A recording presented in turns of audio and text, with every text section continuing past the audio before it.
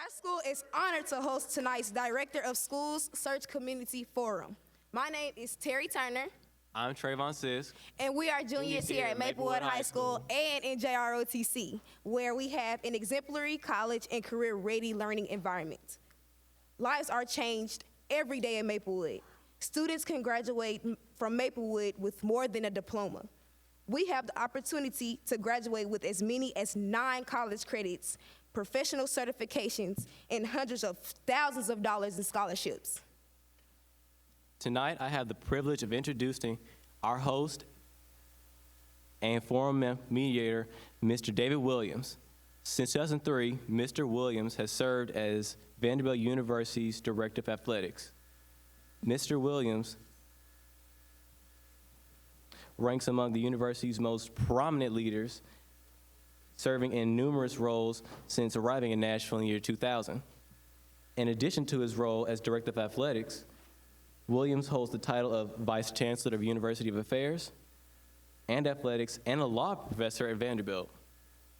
Today, Mr. Williams has firmly placed his stamp on the program and has positioned Vanderbilt athletics among the most innovative in the nation.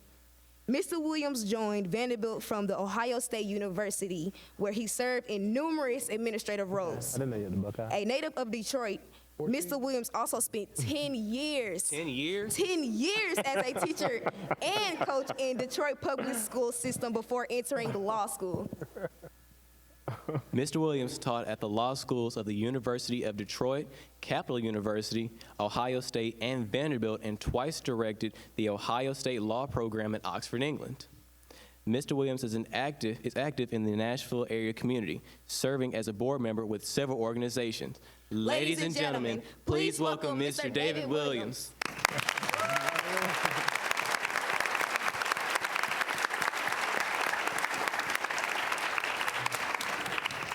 Thank you, thank you. And let's have a round of applause for these 2 fine students.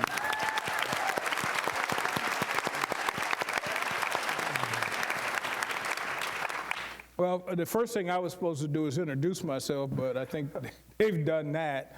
Not much more to this than I can say. I wouldn't have said that much, but thank you guys anyway. And thank you all for coming tonight. I think this is, as I've said many times, this is one of the most important things that we as citizens and members of a community can do in our lifetimes. And I think it's important that you all have taken the time to be here to fulfill your duty and your responsibility and your obligation, I think, to something as important as this. Before we get started, I'd like to first recognize members of the Board of Education who are here. If you're on the board, would you please stand so we can acknowledge the hard work that you have done and are doing?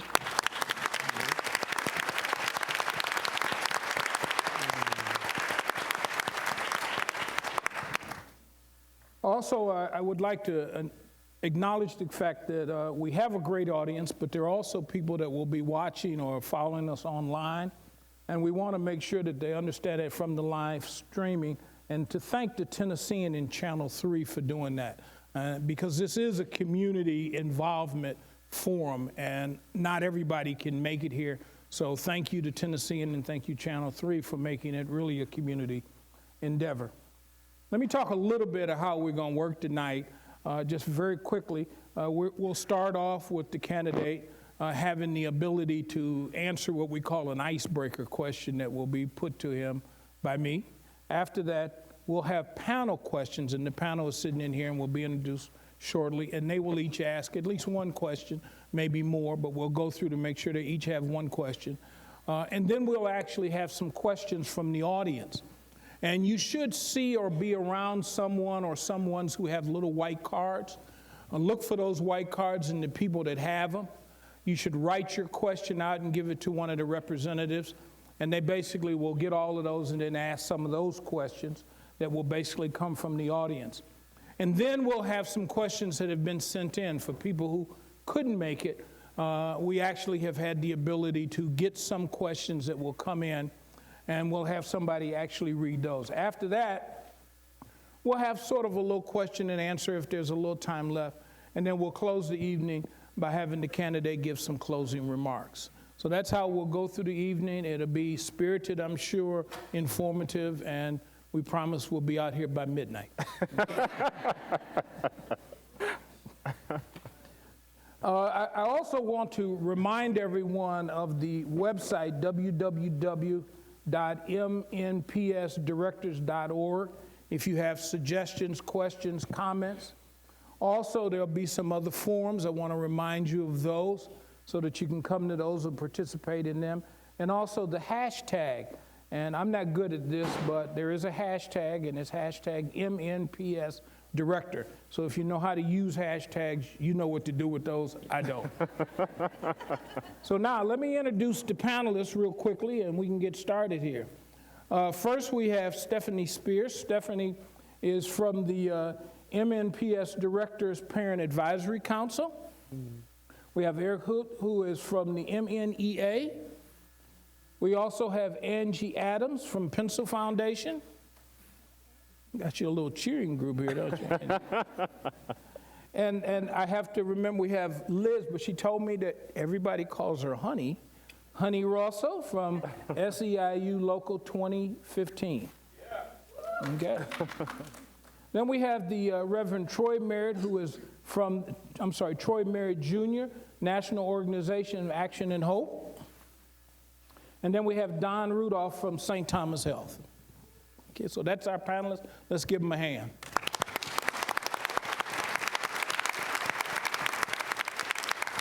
All right, let's get down to business. Dr. Josephs, we've met upstairs, and we've all sort of been familiar with your background, and I've always said there's two sorts of backgrounds, the one that we can read and then the one that you will tell us. So why don't you break the ice, as we'll say, by giving us a little bit about you, your work, and why you think this is the right place for you. Thank you so much for the opportunity to be here.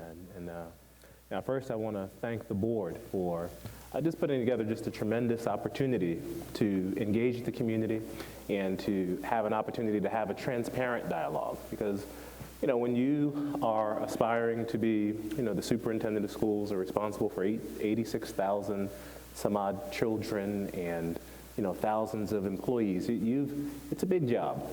And you've got to make sure you've made the right decision. And, you're taking the time to reach out to the full community and get the full community's input on what will be, an extraordinarily important decision. So I thank you for your diligence and your efforts and your hard work. Can we give them a round of applause one more time, please?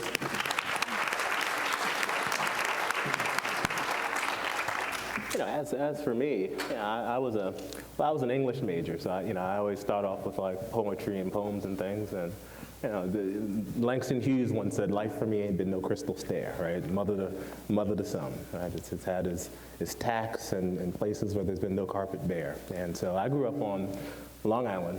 My father emigrated to this country from Antigua in the West Indies, and my mother actually grew up in Georgia here, and she was one of 9 children, and she grew up on a sharecropper's farm here. And they made it somehow to New York, both of them, looking for opportunity and looking for hope. And I have 2 older brothers that didn't have the opportunity, to graduate from high school. The 80s were tough for lots of people, especially people in poverty, especially people of color. And they got caught up in some of the challenges that life brought in New York in the 80s. And for me, they were just adamant that, you will graduate. You'll get out of school and you'll do something. So, I met with this mentoring program, Alpha Phi Alpha Fraternity. I love alphas. I'm a Q. I'm going to put it out there. I lay that out up front.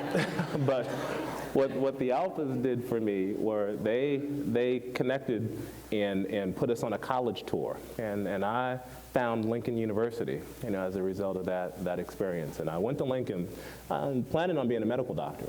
And I wanted to be like the only black medical doctor I ever saw, and that was Cliff Huxtable.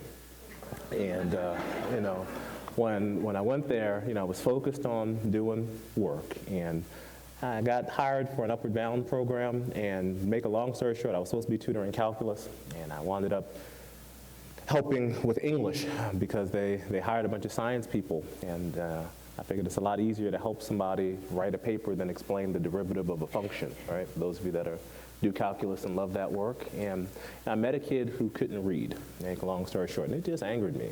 You ask yourself, how in America do you let any child not be able to read? Let alone a child that grew up in poverty and a child of color. There's no hope if you don't fix that. So I walked into my junior year and majored in English education. So I graduated, and for the past 20 years, I've been an English teacher, a reading specialist, a dean of students, a team leader, an assistant principal, a director of school performance, a deputy superintendent, a superintendent, fighting to make sure that we have equity and access for all kids in all schools. That's a little bit about me. Thank you.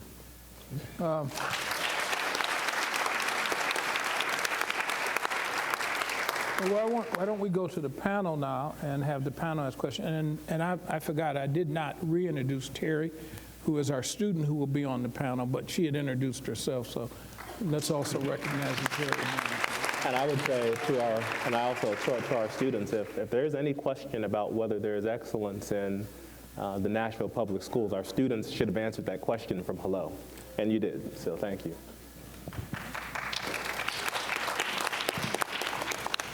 Why don't we start the question and then just go in order? And Stephanie, you'll have first question. All right.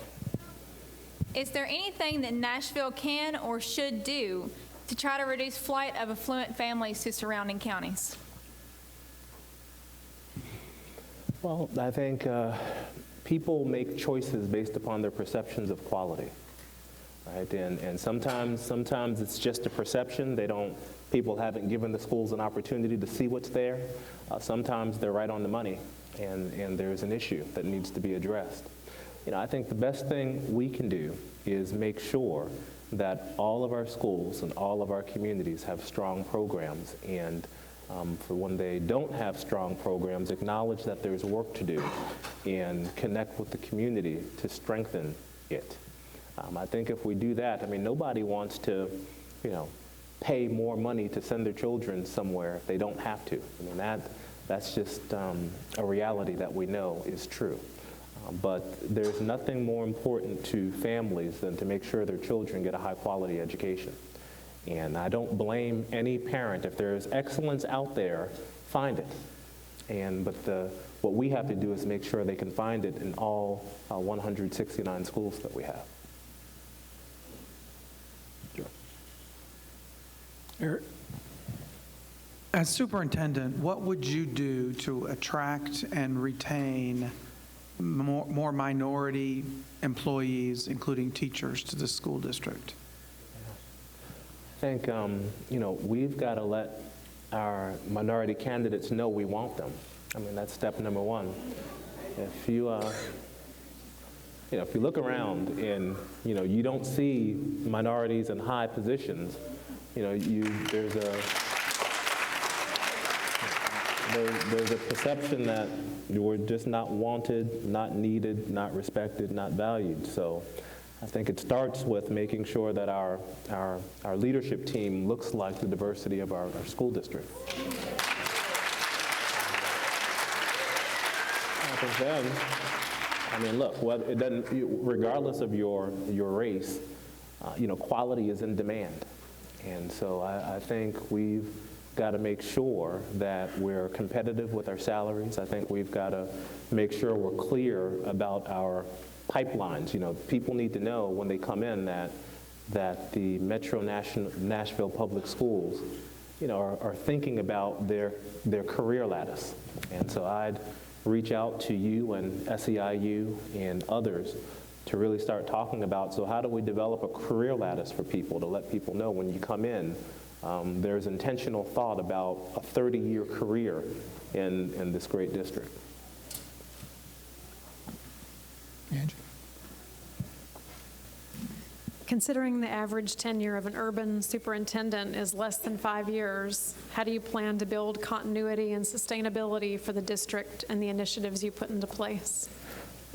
Yeah. I mean, there are a lot of reasons superintendents leave. I don't think it's one of the hardest jobs in public education because you're, like right now, I mean, there's a reality. This next director is going to be hired soon, and then we have a board election. And in that election, you can have, the board that hires you might not be the board that loves you.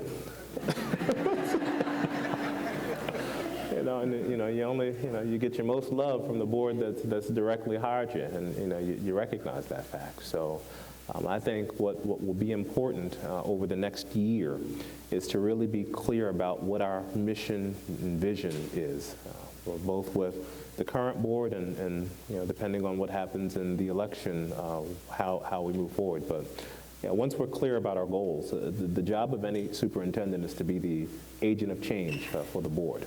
Right? The board sets the policy, sets the direction, sets the vision, sets the legislative agenda, and it's the superintendent and staff's role to actualize and execute and to make that vision a reality. So how do you keep your job? I mean, I guess for me, I just try to do what's right. I try not to get caught in any type of political conundrums. I just do what's right and hope you'll be fine. Well, welcome to Nashville. Yeah, great to be here. Sometimes school boards and school districts elect to outsource, privatize support services. What is your viewpoint on outsourcing and privatizing services from children to private companies instead of having metro school employees? Yeah, I think you have to look at the why, right? Why is that the case? I mean, there could be services that, for cost savings, for quality control, for management, where that makes sense. And there are some instances where it does not make sense. I think, at the end of the day, we're charged with running an efficient, running a high-quality program. And I think we do have to look at all options to do that. Ideally, we want to preserve jobs. I mean, school systems hire lots of people, and we should value them. And whenever we have to make those types of decisions, I think we've got to be very thoughtful. I think we've got to think about the impact of our decisions. But at the end of the day, we have to ask what's best for children. And if there's an instance where it's best for children to outsource, and in some instances there are, I can give you an example. There are school districts when I was in a small school district that it wasn't feasible to hire a communications office. Right? So in some districts, and in the district I'm currently in, we have a communications office, 20 some odd people or so, I guess. Right? But in the small district, it made sense to just hire a company to outsource on an as-needs basis because I didn't need to have a couple $100,000 in salary and materials and things when, I just when I needed to call every now and then, I could get some direct supports. So I think we have to look at that. Any decision we make like that, though, if it affects people, I think we need to bring the unions in to be a part of those discussions, to be transparent and honest on the why. And work through that. And that would be my commitment as a director. I couldn't guarantee that there would never be a discussion on outsourcing because I'd be lying to you if it meant that there were savings that could be made and we could do the job better and more efficient. But I could guarantee you that you'd always be at the table as we had those dialogues.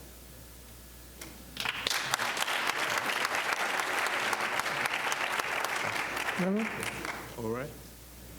A very recent Vanderbilt University study indicates racial discrimination on a national basis in student access to gifted and talented programs. What experience do you have in addressing equal and fair access for all students to these programs? Yeah, I've been working on that for a long time. I think particularly with minority students, with students in poverty, sometimes giftedness is masked. All right, there's a potential. And I believe, all children have the potential to be gifted. It's just a matter of, do they have people who believe that, and do they have people that pull that giftedness out? Because, I think in many places across the country, we have a very narrow view of giftedness. And I don't know what Nashville's philosophy is on giftedness. I mean, I don't know what assessments we use and how you get in your programs. I just haven't studied that yet. But I take a broad look at giftedness. I mean, there's a gentleman, Howard Gardner, who talks about multiple intelligences and how do we go about, feeding multiple intelligences. Typically, when you take a narrow view on giftedness, you're just looking at linguistic abilities and you're looking at mathematics abilities. So in doing that, for example, you might not see the giftedness of an English language learner just because they don't speak the language. It has nothing to do with their intelligence. You might not see the giftedness of a student with special needs. Has nothing to do with their intelligence. Has all to do with what we have to do to pull that giftedness out. So I think we'd have to stop, and one of the things we will do, particularly because we have, magnet programs and things of that nature, and they tend to be, pretty white and pretty Asian around the country. I don't know what they look like here in Nashville, but nationally that's what it is. And I don't think there's more giftedness in white and Asian students than in African American, Latino students, and others. So I think we've just got to look at it differently and be much broader in it. So we will look at how we assess giftedness. We will look at, are we giving all kids an invitation, access, and an opportunity to high-quality programs? And there are things we can do to do that. We can simply just start with looking at the data to say where we are. I mean, you would imagine that I always strive to at least have the same level of giftedness, and this is what we've done in Montgomery County, Prince George's County, and in Seaford. I mean, we spent time to look at what percentages of giftedness are there. Our district is 40% African American and 2% of them are gifted. Something is wrong. And we got to figure out what's wrong and how do we go about fixing it. And the same for all.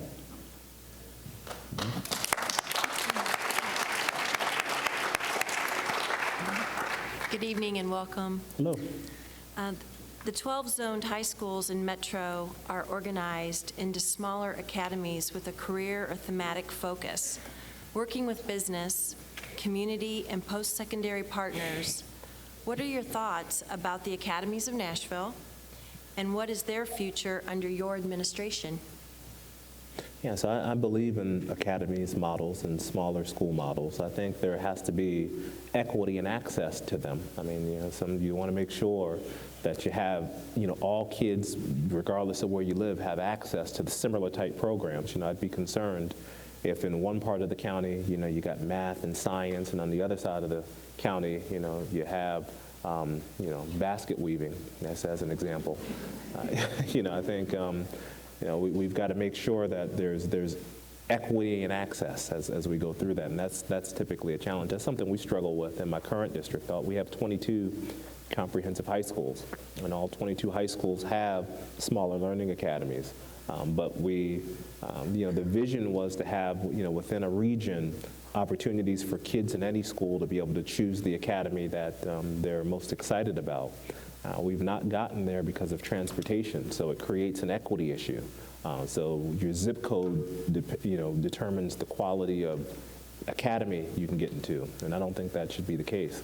I don't know what the situation is here in Nashville, but we will look at equity and access within those programs. And I mean, it's a great opportunity. How are we getting our kids into the business world and getting real experiences? I mean, I'm a big believer in internship opportunities, and how do we work with the state to look at making sure that our laws allow us to get our kids out into the work field early. I just had an opportunity yesterday to meet with some business leaders, and I know I met with the president of Verizon of Tennessee, and she discussed the challenges.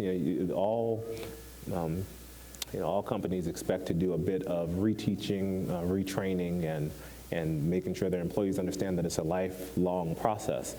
But we've got to make sure when our kids graduate, if they go to apply for a job at Verizon, that their mathematics skills are strong and their communication skills are strong, so they can compete and get that entry-level job, or go to college and come out and do better. Thank you. Jerry? Hey, Hello. research shows students don't perform well early in the morning.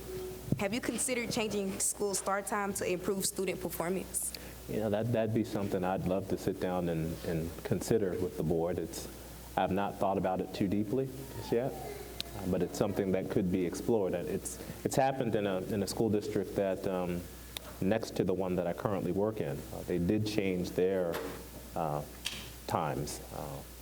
I think there are pros and cons. It's a community decision. I think that involves a lot in doing that. But and I don't know if the board has been discussing it or not. If so, I'm sure I'd get informed about what those discussions have been, and we'd move from there. But I think it's in the realm of conversation and possibility. Thanks. Okay, let's take a few questions from the audience, and we'll come back. So panel, you should start thinking of your second question, because we're coming back to you. First from the audience, how important is teaching experience in choosing a principal? How important is teaching experience in choosing a principal? So, I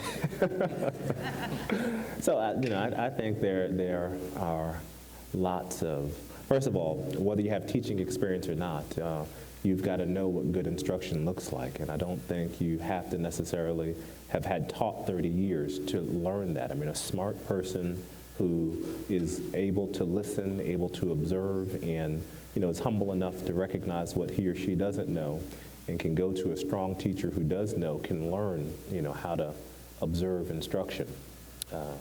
I think principals who have had teaching experience, in my experience, typically are stronger, just because they can empathize, they understand the perspective.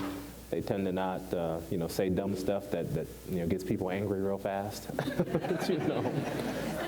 So that's a good thing. But I mean, I have seen the exceptional individual who may have come from another profession, gotten into a program, and is very capable and functional. So I don't pigeonhole myself into, looking for this person, this type of background, because you get surprised. I just look for smart, capable people, and we can prepare them. Okay. What actions are you planning to take to ensure teachers are trained in cultural sensitivity? Cultural sensitivity, yeah. So I have a lot of training in that area, and as I think about our teachers, I mean, I have to see what we currently do. That I'm not aware of what we do. If we don't do much, we'll start doing something, for sure. I think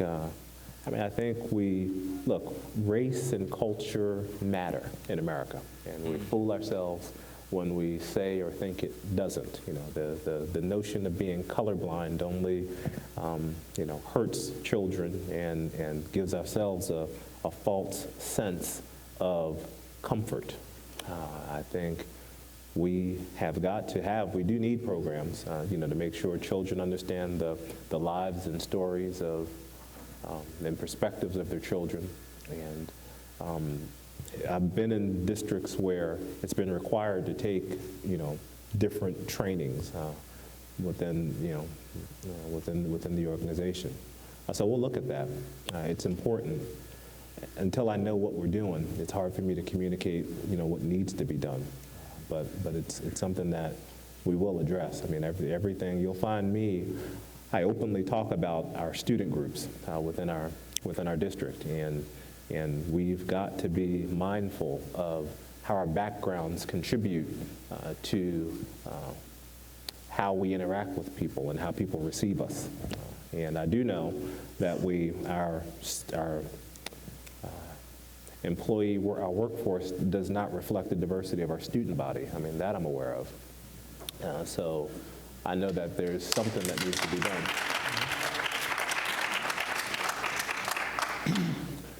How will you support universal pre-K? Yeah, so supporting universal pre-K is something that I've been working on extensively in my current position. I do know that we have some pre-K programs within the district, and actually visited a school yesterday. One of the things we have to do, I mean, it's the funding piece, right? We have to figure out how to fund it. But if we, and that sometimes the funding prohibits us from moving forward as fast as we would like to move. One of the things I know we can do, though, is we can influence the quality of pre-K that exists within the community, even with our private providers. I think we need to work with our business community. We need to work with our political community, particularly the mayor's office and our staff, and look at, so who out there is providing pre-K services within the region, whether it's a school district pre-K or not. And we have to create the conditions and provide the leadership to better effectively collaborate with those individuals, because our goal should be in Nashville to have extraordinary early learning opportunities in the city collectively, with the ones we control and the ones we don't. So the ones we don't control, if we can support providing stronger training, we should collaborate to do that. If we could work with the state to try to create some incentives to get people's programs at the standard that we would expect, because it makes no point to have programs if they're not of high quality. So the best thing we can do is really, support collaborating to make sure that our programs are strong and we help other people's programs get strong while we're looking for more funds. What is your plan to increase teacher salaries? Look, I saw my Delta sister sit up over there on that one. So, I think one of the first things we've got to do is look at, to find funds. You got to look at what are we spending money on that we don't need to spend on, and how can we shift those priorities, right? It's important. The reality is, in most districts, when you're short on cash, you're competing. Do I increase programs or do I increase salaries? Because we only got an infinite amount of funds. But I think we've got to look at, are there any programs or things we're doing that we can cut to find those funds? Because it's a funding thing. And then how do we sustain it, over time? You'll have my commitment, and not just for teachers, but for all employees, because all employees are working hard. All employees deserve to be paid what they're worth. So we'll spend time looking at our programs and where we can find efficiencies and make sure that we create an adequate pot to find a way to give people the salaries they deserve. But quality costs. You can't have Cadillac dreams with Pinto dollars and expect to do something. So we'll look at that. What specific steps will you take to encourage parent involvement and support of Metro schools? Yeah, we got to show our parents we want them to be there. I think that's that's a start. It's from the time people walk in the building. There's an experience that can be orchestrated, and I think we've got to start by asking parents about their experiences and their perspective within the district. I think we've really got to engage the district level parent-teacher organization and make sure that that's strong. We've got to make sure all schools have active parent-teacher organizations. I think as we look at our programs, we've got to redefine and rethink what we think about parent involvement and what parent engagement means. And maybe, I don't even know if we are on the same page when we say, what is parent engagement? It might mean something totally different to me than it does to you. I think one of the things we've got to do is have a clear definition of what parent engagement means in this district if we don't have one. A lady by the name of Karen Mapp from Harvard has worked extensively, on this topic, and she has a book called Beyond the Bake Sale that really, talks about broadening a definition of parent engagement, in schools and in communities. And I think we've got to we've got to be clear about our definition, and we've got to be clear about the entry points and access points to get parents engaged. But, I would argue, I hear a lot, parents aren't engaged, parents aren't this. I mean, most parents are engaged and would be engaged if we gave them a reason to be engaged and let them know that we wanted them, to be engaged. I think as we think about just, to me, the parent that brings her kid to a Saturday school and gets them there and is extremely engaged, and we should be celebrating that and encouraging that, and I think we've just got to, broaden the perspective, look at our programming, and make sure our programming is friendly. It's hard to engage a parent if we only send things out in English. And when we know 16% of our population is English language learners, so in all of our schools, even if there's just 5 parents in a school who speak a different language, do we have materials that go out for those parents? Those are the things we need to think about. As I go to our website, there's lots of technologies out there that can support communications where, you can click a button on the website and change it from English to Spanish. Do we have that on our website? Do schools have access to language lines? So if a parent comes in, regardless of what they speak, we can dial somebody who can help increase that communication. And I think the more we do to let parents know, we're communicating with them and we want them there. I think as we think about our programming, we find clear ways for parents to engage, the better we'll be. All right, let's go back to the panel, and why don't we go in reverse order? Terry? How would you address bullying in our schools? Bullying is a big topic, and it's been a big topic for a number of years now. We can't tolerate it. That I know. One of the things and I don't know what our policies are within the district, but I make the assumption that we have a strong bullying policy or administrative procedure. If we don't, it starts with creating a strong one. We need to make sure that when instances of bullying are reported, that they are swiftly followed up upon, and parents are communicated with about how we followed up. I mean, that's very important. I think we can't allow bullies to just continue to bully people and be in our schools. There comes a time when a large comprehensive school isn't the right place for someone if they don't have the wherewithal to do what they need to do within the school. But I think we also have to work to make sure that when we have bullying instances, our counselors understand their roles in speaking both, in working with both the aggressor and the victim and their families. But we have to take a comprehensive look at it, and we have to make sure that our administrative procedures are very clear and very direct about what's expected in this district. We'll go from this side. Okay. MNPS has a variety of educational opportunities for students, including zoned, magnet, and charter. As director, how do you envision and ensure that collaboration and sharing of these best practices happen between these school types? Yeah, so it's definitely going to be important for me to reach out to all of our charter leaders and all of our, look at all the programs that we have. I think we need a structure for communication to talk about what's working and the successes both in our public schools and our public charter schools and our choice schools. So one, a structure needs to be established for frequent communication and collaboration. I think it's important that people in the charter worlds have an opportunity to walk through our public schools, and people in our public schools have an opportunity to walk through our charter schools, because we have one goal in the city of Nashville, and that's to make sure that every child is highly educated and receives a quality education. And if we're in this district, the notion of competing is foolish. And it's foolish because our goal is to ensure everybody wins. Right? We won't create a system of winners and losers.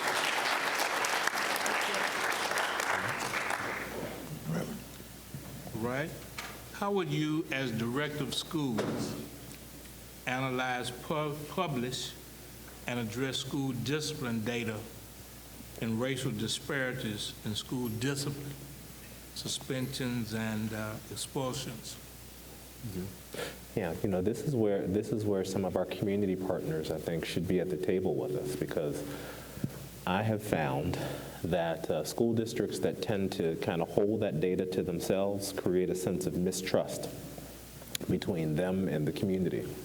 And you know, a successful practice that I've seen, I know when I was in Montgomery County, we had a strong partnership with the NAACP in our district. And one of the things they did together was they had an NAACP Parent Advisory Council at every school. And part of the work that was done there was those advisory councils at the school level looked at student discipline data, looked at, you know, how the performance of African American students, in particular all students, but particularly African American students there, and then, you know, talked about kind of what do we do to work towards this. If I am your director, we will have a public scorecard. I think it's important to be upfront and transparent with data for everybody. And we shouldn't wait for people to come to us to say, what are you doing? We should present the data openly and honestly and say, you know, here's what it says, and let's come together to talk about what we can do and should do. But I think there's an opportunity for nonprofits and our churches and our mosques and synagogues and our different communities, groups to come together to think creatively about what can be done. Again, when I was in Montgomery County in Maryland, one of the things, how we utilize some of our faith-based organizations, that I'd love to talk to some of our faith-based organizations here, were when we had to suspend students. We suspended them, and the students would go to the religious, you know, organizations' facilities. And they would have tutors there and supports there, so the kids weren't just home tearing the place up while they were, out. And there was just an expectation that their work would get done. You know, they'd be supported, and it was a safe environment. I mean, these are the things that are easy to do when people are honest and say there's a problem, and how do we come together to find a solution for it. You stated several times that all employees should be valued. When you become director, what plan do you have in place, or what ideas do you have to ensure that all support staff are valued and that they're not just an afterthought when it comes to planning for programs and the budget? Mm-hmm. Yeah, so I think we've got to look at how we're engaging our employees currently. And if they're not at the table, we've got to find a structure to make that happen, because you can't be a partner if you're not at the table. That's just a fact. So, you know, and it's not to say that when you come to the table we agree with everything and that, you know, everything's going to be kumbaya, because maybe not. We hope so. But you know, there's this thing that is reality. But I think respect starts with being able to openly, honestly communicate the issues and having multiple perspectives and thinking through and working through those perspectives. So if I'm your director, that voice will be there, and we'll make sure it's there from where I sit down to the school level, because it's important. And there are a lot of designs out there that you know, that ensure that happens as we look at how school leadership teams function and things of that nature, because, you know, they're without direction from you know, the central office, there could be lots of variance in practices, and I'm big about making sure we're explicit in terms of what our expectations are, because people can function better when they're clear about what the expectations are. Thank you. It takes more than a single leader to lead a district. What are the other conditions for success that need to be in place?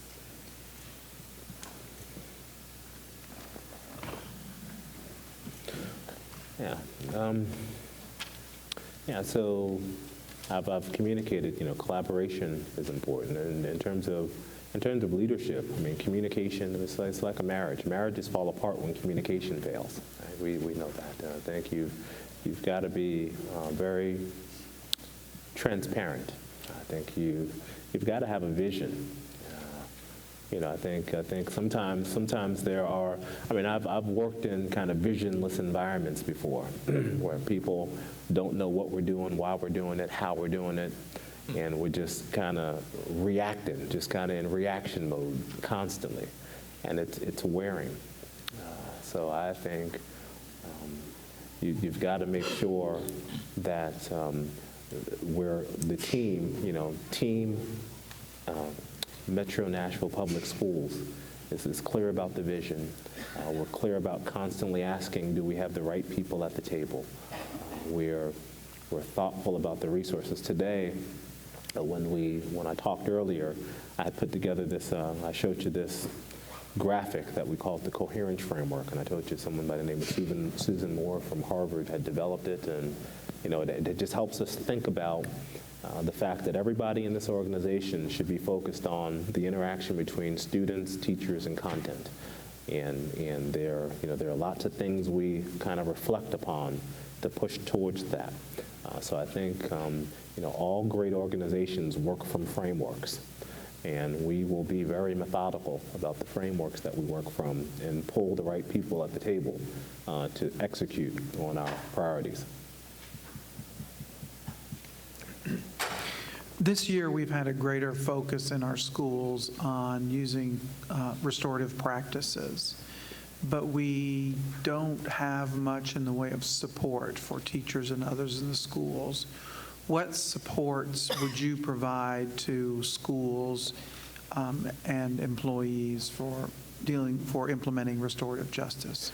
Yes, I'm currently working with the Prince George's County Education Association on restorative practices, and my CEO has put a couple $100,000 in the budget. So I function from a $2.9 billion budget right now, so it's a little more than yours. I got $1 billion or so. Not much, just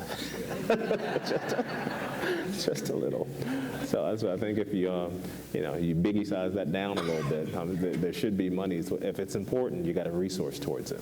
And if we say it's important, we'd have to work with the board to see if there is a resource that we can provide supports with. If not now, I know that there are a number of grant opportunities. I think the National Education Association, it's a priority for the organization nationally, I believe. And I know they have grant monies out there. We could work to go find money collectively to do that if it's important.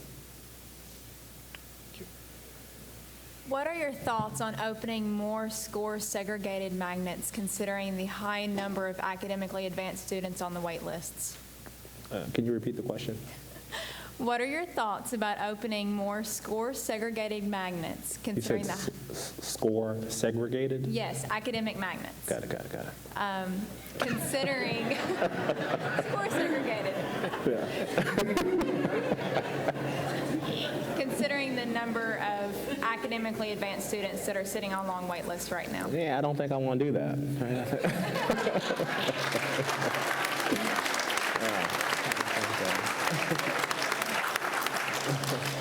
Yeah, I think, look, we ought to, I believe, if we truly believe intelligence is effort-based, and we believe that all kids have giftedness within them, then having small programs for a selected few, isn't the way to go.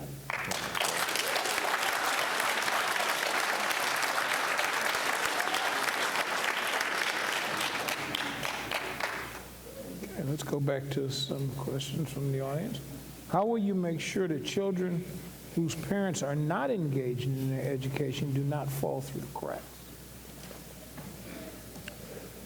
Yeah, so this is where our partnership with the city and our partnership with nonprofits are going to be important, because, and our partnership with our faith-based organizations are important because, people don't live in vacuums, and we've got to as a community, be thoughtful and mindful about the well-being of the citizens that ultimately come to our schools. I think, one of the things we have to do is communicate through multiple mediums. I mean, we've got to have a very aggressive communication game to get the word out about what we're doing, and we've got to have we've got to be very thoughtful about some of the challenges and barriers that families face. I mean, it's hard out here nowadays, and lots of families struggle. And we've got to find a way to not cause parents more stress by talking about them, telling them what they're not doing and can't do, and finding a way to encourage, support, and direct them to the resources that they need to be successful. So I don't know, if we have a coordinated effort like a family engagement office here. If we don't, it's something we should consider, and we've got to also think about within each office has a role in engaging families, and how do we support schools to better do that. Well, we got a lot of questions that have come in online, and so for that, we're going to have David Plaza from TNSN from our reader thing. If David, you take the mic and actually bring some of those questions forward.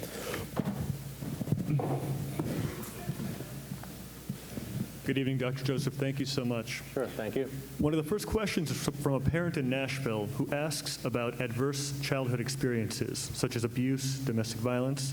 Research has shown that adverse childhood experiences inhibit brain function and learning. What is your experience in dealing with these, and how do you adequately deal with this as director of schools? Yeah, I think, I have experiences with dealing with children who have lots of needs and lots of, need lots of supports. I think we've got to make sure that we have, ideally, that's why I was very encouraged and happy to see that the Metro Nashville Public Schools are focusing on community schools as a concept within many of our schools, trying to provide wraparound resources for students within buildings.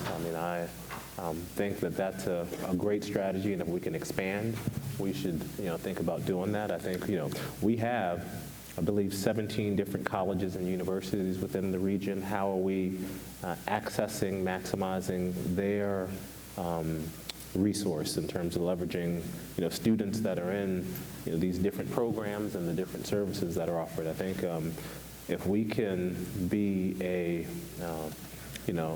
place where people can come to get supports, and we can help better coordinate and support where their supports are, I think we'll do a good, there are so many children who have, and families who have, mental health issues, who have, that go unnoticed or undetected or unsupported, particularly in lots of different cultures too. People don't necessarily like going to, psychologists and nurses. They don't. That's just not something that is done.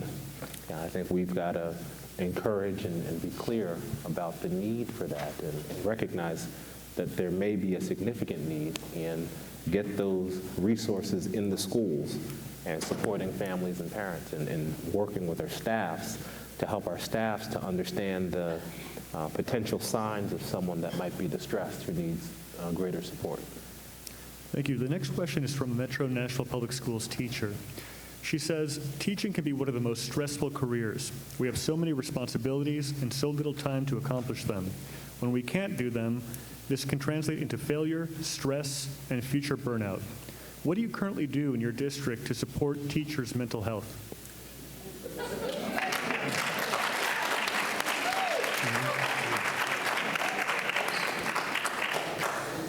Yeah, so I think we can encourage wellness programs, and I think particularly in this region, where we have more healthcare providers than probably any other city in the country.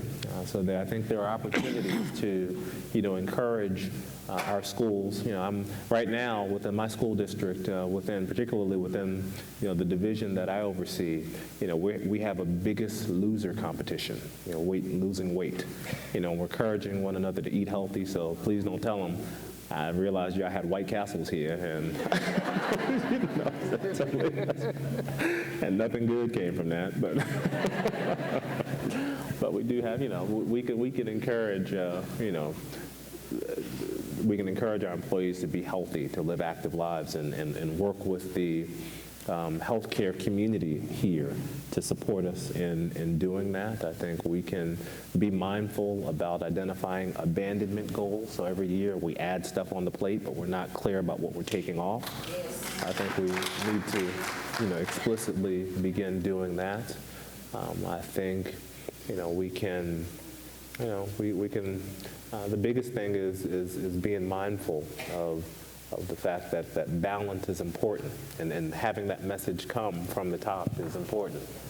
Sometimes that, we know this is hard work, this is life-changing work, this is important work, but it's not your only work. That you do have families and other responsibilities and we want you to strive towards a balanced life. And so we can communicate that and model that for folks. Okay, I'll ask one more question here, and this is from a parent. The Every Student Succeeds Act authorizes school districts to include in their plans how they will assist schools in developing effective school library programs. How might you collaborate with school librarians to support this initiative, specifically as it relates to the allocation of Title II funds? Yeah, so in my current district, one of the things we've embraced is the White House's initiative to make sure every child has a library card. And I think that's something, if I'm your director, we would make sure we push here that, I think it all, this is an opportunity, again, as we, not just Title II dollars, but as we look at the city, and I'm sure you have an expansive library system within the city of Nashville. How do we, it's not necessarily, this is where we can coordinate efforts and collaborate to make sure kids have access to books, online books, handheld books within our schools and within libraries. So if we, and I don't know what the state of our libraries is in Nashville public schools to be, very specific, but I will say an easy engagement is making sure kids have access to our public libraries. And as we think about our budgets, looking at if we're short in our libraries, how do we, over time, get them to where they need to be? Thank you very much, Dr. Joseph. Thank you, David. Here's a great question. This might be your hardest one, and it's from someone in the audience, actually a kindergartner. And they wanted to ask you the question, do you sing the ABCs? Do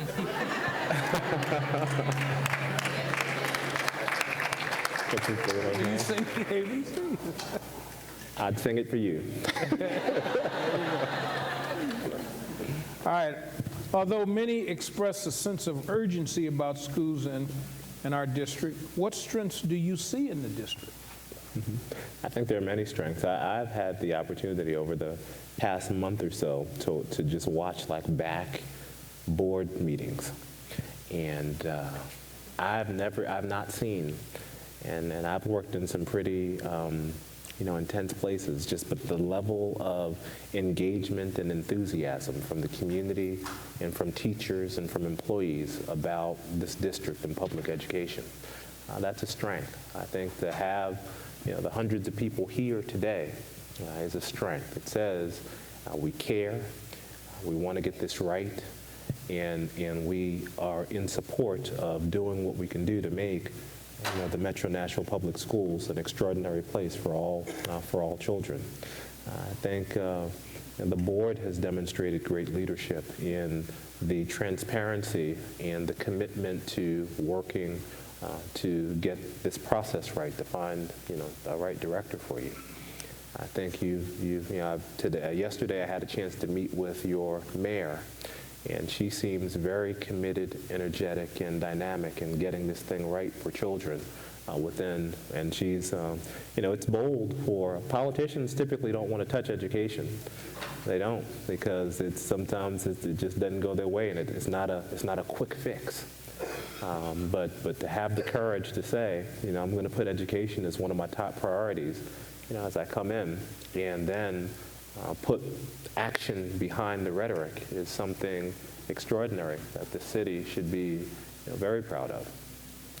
I met with the council today, and you've got a council member, as you all know, and Mr. Kendall, who's been not only on the board, I believe he said 27 years, but now he's on the council. To have someone in that position who knows education on both sides is very beneficial for this community and for this city, and it's very unique. And I think so I'm saying we've got the right people in the right places to do some extraordinary things, and that's one of the reasons I chose to apply, to come to the city, because lots of people around the country have a lot of rhetoric about getting it right, but they don't put the action behind it, and they don't have the commitment and do the due diligence. Nashville has, and that's something we should be very proud about.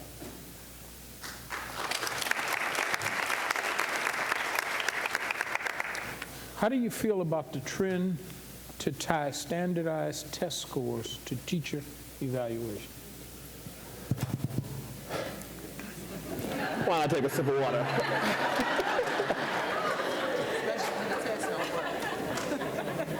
I didn't come up with it. No, it's good. It's good. So I think Sean's general philosophy, it has been, I don't blame people for bad data. I do expect people to do something about it, though.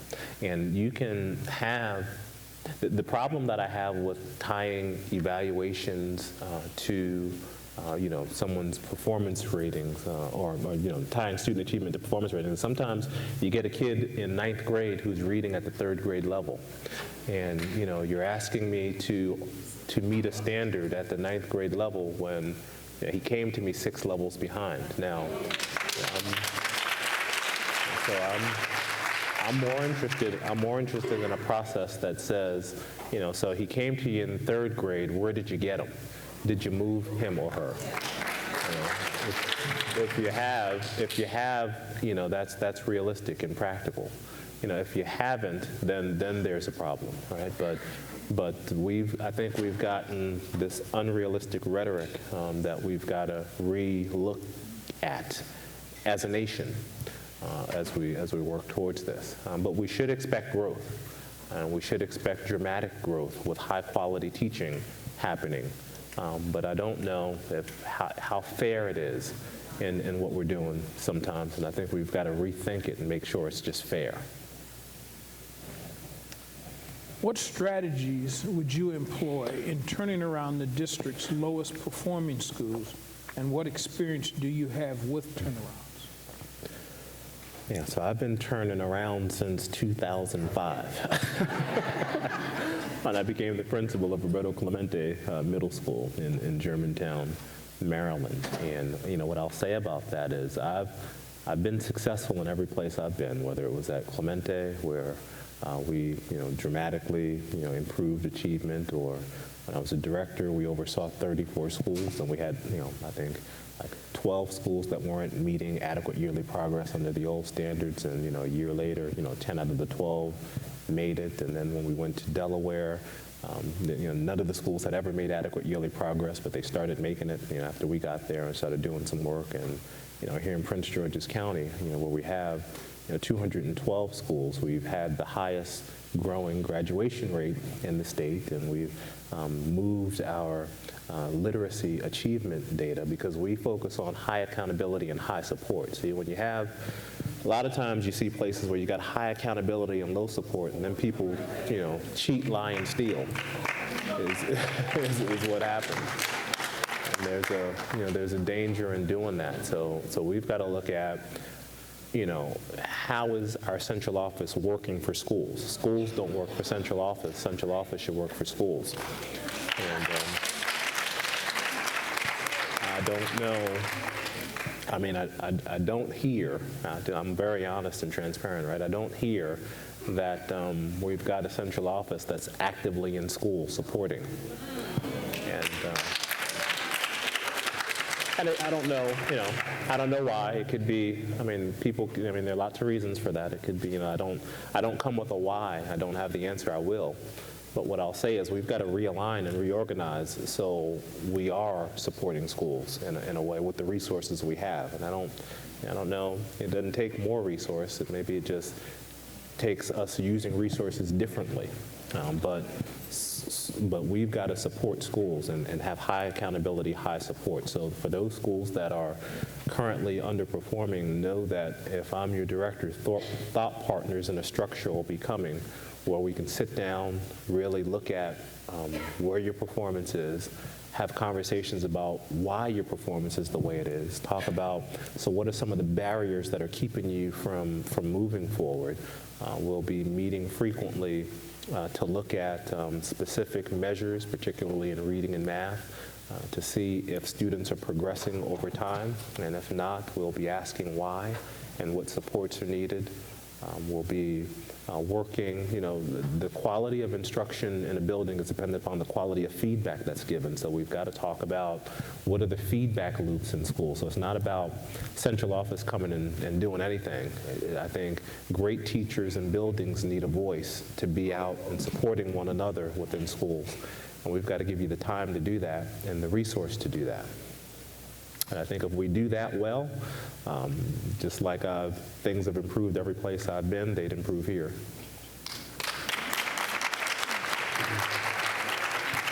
Let's go back to our panel. Stephanie? How will you maintain fairness of resources for all of Nashville's publicly educated students, from the special needs students to the academically advanced, and from our homeless students to our most affluent?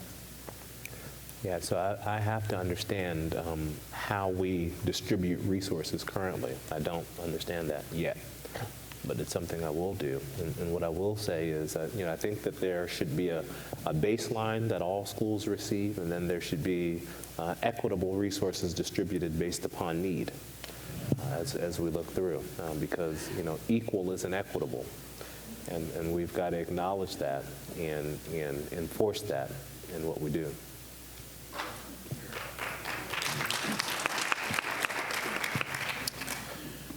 How would you hold principals accountable for the actions that they do in schools? Yeah, so it's not just principals. I think how do we hold all employees accountable for work that's happening? And that answer has to be, I think we've got to be clear about what job targets are. And we've got to make sure we're in buildings enough to be able to trust what people say and verify what they do. I think we have got to have clear feedback communication cycles. Like, I'm interested in understanding what the expectations are for principals to collaborate with staff, both teaching staff and SEIU members within the buildings. Are there structures that are consistent across the district in terms of communications, and when communications break down, how do we solve those problems? And I think we have to think about how those loops happen in individual schools and how they collectively kind of get up towards my way, working with the presidents of associations to discuss particular issues. But listen, anybody that doesn't do their job doesn't keep their job. I'm pretty direct on that.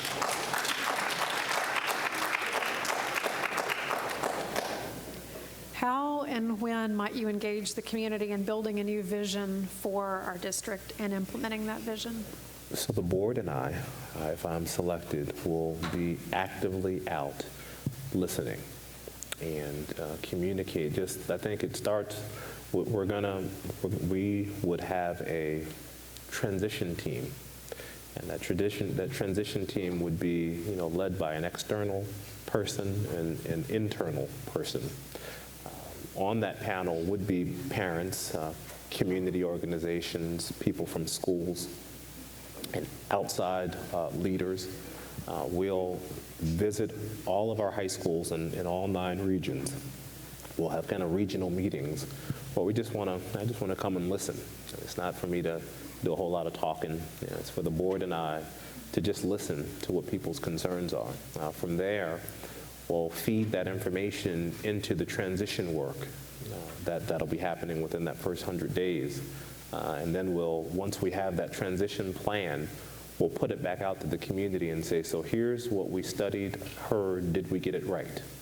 And we'll go back out to the schools and community to say, we're asking you, did we get this right? Because we're going to build a plan around this. So if there's something missing, speak now or forever hold your peace. And we'll go ahead and get that information. But then, based upon all that information, we'll collectively, collaboratively communicate a new vision for where it is, what we believe, and how we plan on getting there. Support employees are very important to the education of our support employees are very important to the education of our children across the district. I agree. How do you envision meaningful training days and times so that our support staff is adequately trained and prepared to handle all the diverse issues that our student body has? That's a great question. Nationally, people only spend about 2% on the dollar on professional development, and I don't know what we spend in Nashville, but I hope to get it in the 10 cents on the dollar range, which is a lot. And when we talk about that, we are talking about for all staff. And it's essential. If we're going to have a high-quality program in every school and a high-performing employee in every school, and not just in schools, we're going to have high-performing building services workers, if we're going to have high-performing bus drivers, if we're going to have high-performing secretarial staff, then they've got to be trained. Either we create those conditions internally, or we collaborate with the 17 universities that we have within the region to come up with a way to build capacity in targeted areas. We might not have the monies to do everything, but I think we can be specific about where we need capacity building and be real targeted and intentional about how we go about doing it. And there are lots of training opportunities now, and I think we got to think about our training modality. We got to broaden it. Maybe it's not people leaving work. Maybe we tap some online opportunities for training, or some we bring in-house trainers into a district. But everywhere I've been, particularly when I was superintendent, I was very committed, particularly for our support staff, to make sure when we had training days, it wasn't just training days for teachers.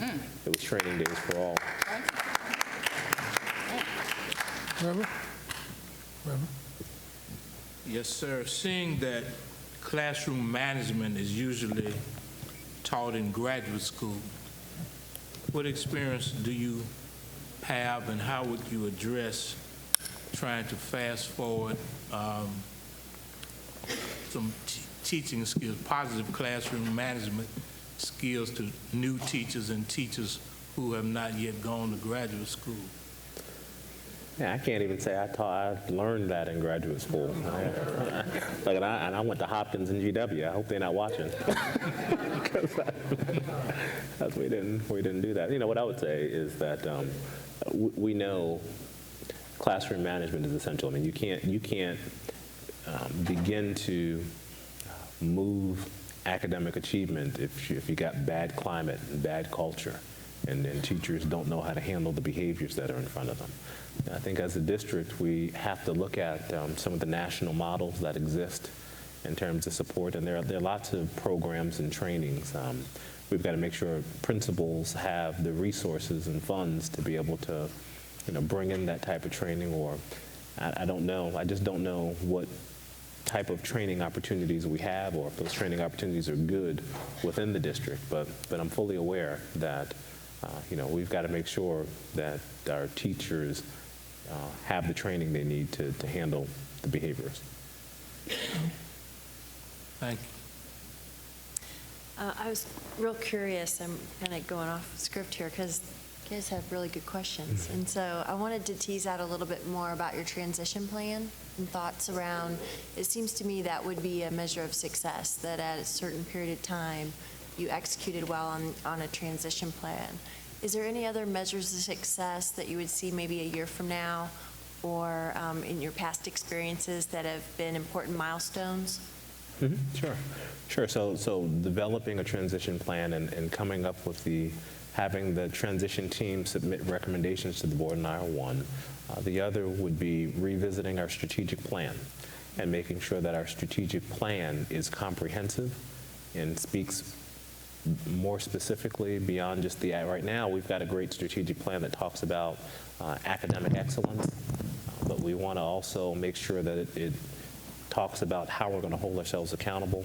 We want to make sure it talks about how we're going to engage families, and then working with the board to identify a couple other areas we might want to focus on to make it more comprehensive. But having that, Plan 2.0 done, because we can't really start budgeting effectively until we're clear about where we want to go. And so that plan is extremely important because all of our budget really needs to be aligned towards achieving the outcomes that we say we're going to meet to do that. So that's a big year one goal. I think I need to make sure we have measures to make sure we know how well our kids are reading and doing mathematics and be able to communicate that to parents and make sure principals have meaningful data that they can get to monitor progress along the way. I think if we do that, just by focusing, and I think we've got to clear the noise for many principals. I think sometimes they got too many things that they are told to do. And I think we got to be clear about the 2 or 3 things we want them to do well, and the stuff we can tell them don't worry about. And for our final question, we will turn to our student, Carrie. First impressions are lasting impressions. What do you plan to address sagging and other dress code violations? Can you repeat that question? What do you plan to address sagging and other dress code violations?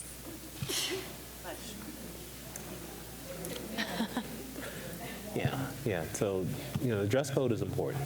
And I think if we have a code, we've got to implement it. And we've got to make sure it's enforced. I think, I don't know what the code is in this district, to be totally honest with you. I know I can tell you, it was it was the first issue I addressed when I was a superintendent in Delaware. The dress code issue was hot. And in that district, what I found was that they had instituted a dress code without really communicating and collaborating with the community. So as a result, there was no buy-in. So we had administrators spending a great deal of time chasing kids down, suspending them, keeping them in in-school suspension, and they weren't learning. And that was an issue. I think I don't know where we are. I don't know if it's a hot topic, and I'm going to get myself in trouble here. But what I would say is that I think dress codes should be, determined by individual communities, and whatever we have on the books, we should enforce. In Delaware, we actually decided to remove the strict dress code that they had because it was too much of a distraction, and I was just really concerned about whether kids were learning, not chasing kids down and bothering them. But having said that, you got to wear a belt and you got to have your pants up. Nobody wants to see your underwear.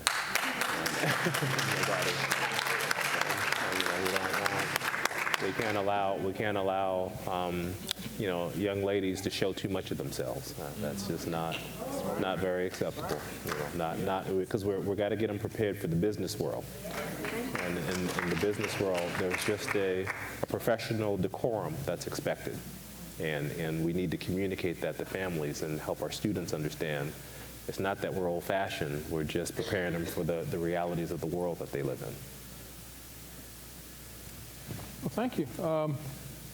We're going to have a final segment, but before that, I want to remind or inform people there's now blue cards out. So if you have any other questions you want to put in, but more importantly, what we really want to get is your feedback. So please fill out the blue cards and make sure we get them before you leave.